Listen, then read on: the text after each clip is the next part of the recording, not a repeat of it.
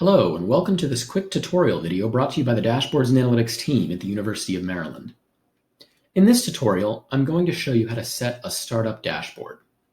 A startup dashboard is a dashboard that loads when you first access iDashboards. To get started, first navigate to the dashboard that you would like to set as your startup dashboard. Once you're there, click the hamburger icon, and then click the Set as Startup Dashboard option that appears in the menu. After this, the current dashboard is set to your startup dashboard. To verify that this is taken correctly, in your browser, go to go.umd.edu/dashboards and then log in again.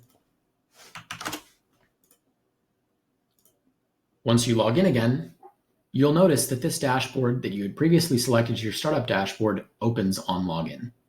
Thanks for watching this quick tutorial brought to you by the Dashboards and Analytics team. Be sure to check out our others.